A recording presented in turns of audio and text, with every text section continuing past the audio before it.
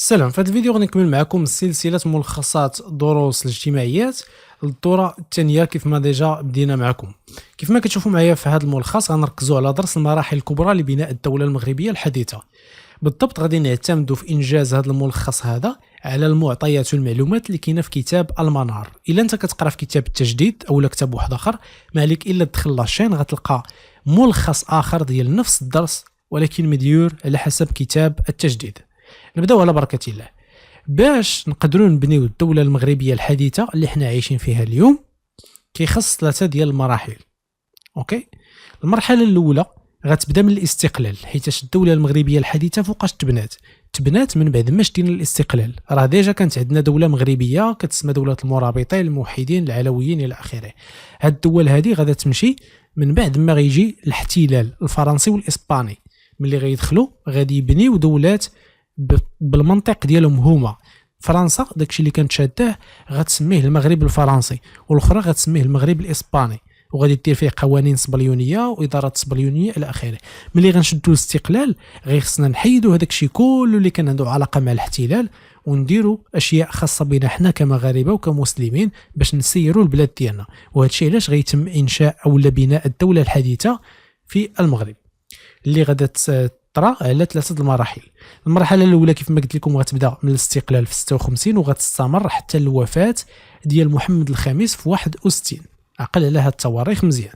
شنو دار محمد الخامس في هذه الفتره؟ كيتعتبر هو اللي بنى الاساس او النواه ديال هاد الدوله الحديثه، حيت هو اللي دار اول عمله وطنيه وقوانين وطنيه في المغرب من بعد الاستقلال. ملي شدينا الاستقلال شكون اللي دار العمله الوطنيه؟ هو محمد الخامس. شكون اللي دار القوانين الوطنيه؟ هو محمد الخامس. قبل ملي كنا في الاحتلال راه كانت عندنا عمله، ولكن هذيك العمله شكون اللي صوبوها جيوش الاحتلال، يعني ماشي ديالنا. فهمتي دابا مزيان؟ وفاش تنقولوا العمله كنقصدوا الفلوس، يعني الدرهم. بالنسبه للقوانين المغربيه اللي غادي يدير محمد الخامس، كاين عندك على سبيل المثال قانون الحريات العامه اللي دار في 58.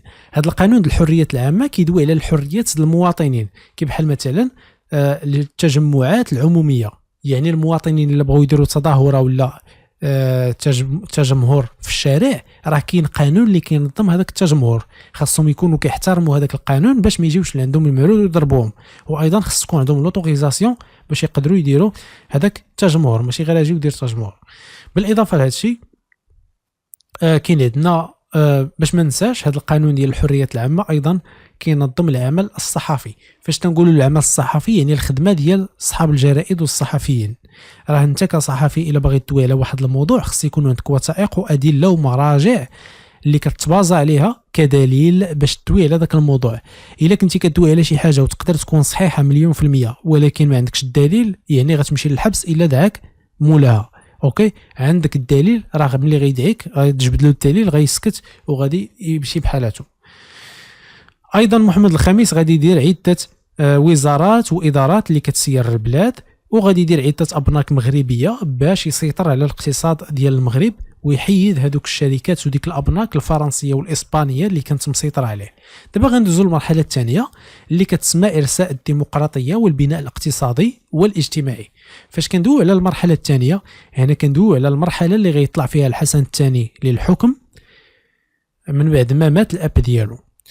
فاش غيطلع الحسن الثاني غادي يدير اول دستور مغربي للدوله المغربيه من بعد الاستقلال واللي كان في 62. عقلوا على هذا التاريخ مزيان.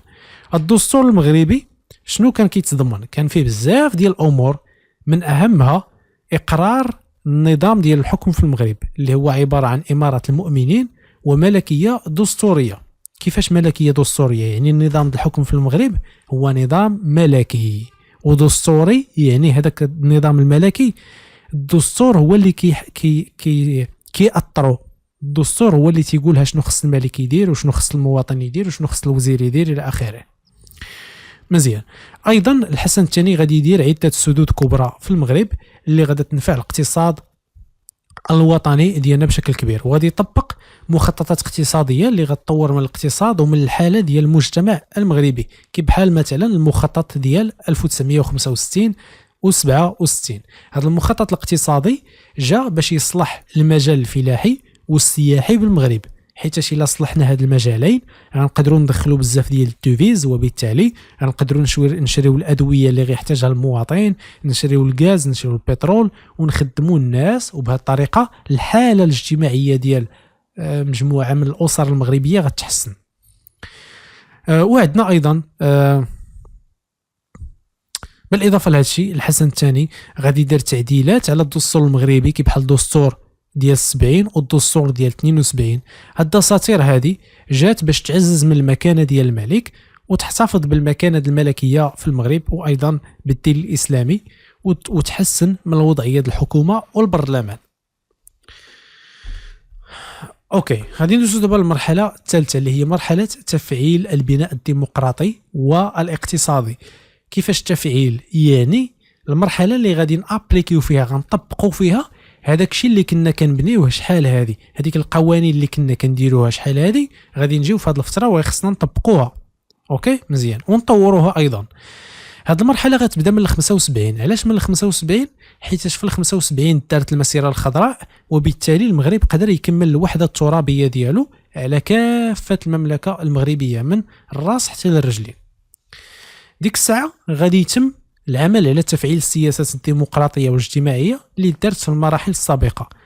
نعطيكم مثال، مثلا الحسن الثاني في هذه الفتره غادي يدير توزيع السلطات. كيفاش توزيع السلطات؟ فعوض ما يبقى هو اللي كيسيطر وكيسير الدوله كلها، غادي يقسم هذه السلطه ديالو على مجموعه من الجماعات. غتولي كل جماعه كتسير بوحدها هذيك المنطقه ديالها وهو من الفوق. اوكي مزيان. ايضا غادي يسمح باحداث عده مناظرات ولقاءات ما بين العلماء والدكاتره والمثقفين اللي كيناقشوا مواضيع كتهم المجتمع المغربي، كي بحال مثلا المناظره الاولى اللي دارت في مراكش في 77.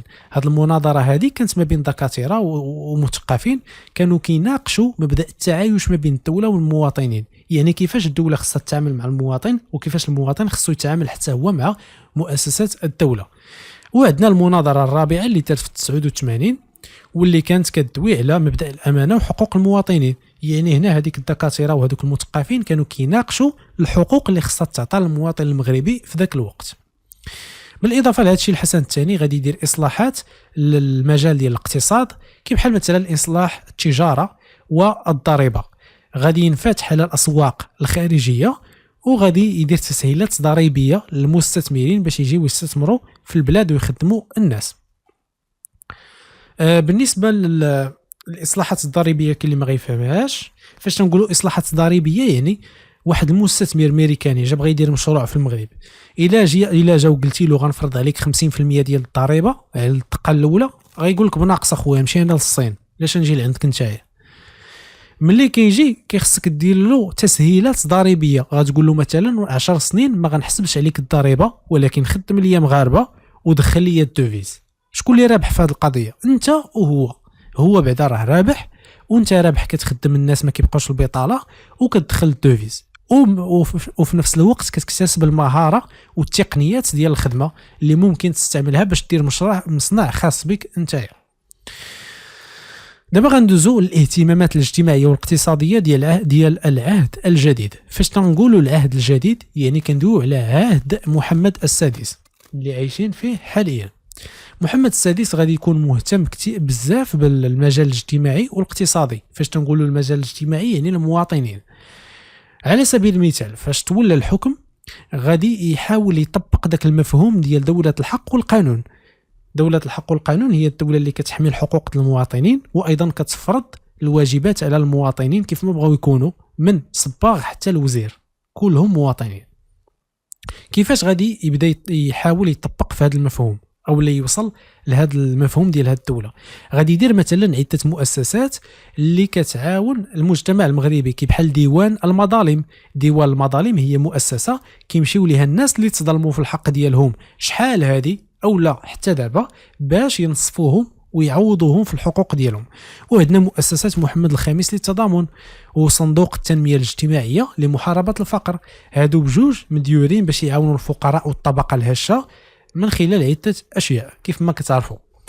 ايضا محمد السادس غادي يعمل على تطوير المجلس الاستشاري لحقوق الانسان في 2001 اللي كيدافع على حقوق المواطنين، وغادي يدير اصلاح للقضاء المغربي.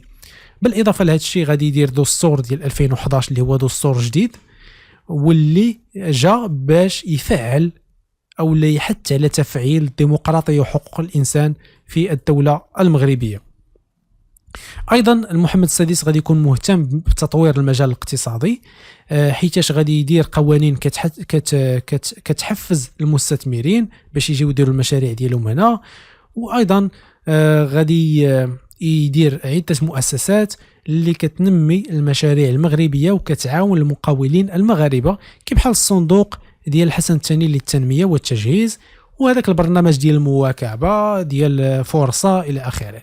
باش كذا نكونوا سالينا هذا الفيديو، ما تنساوش تبارطاجيوه مع الاصدقاء ديالكم، وباي.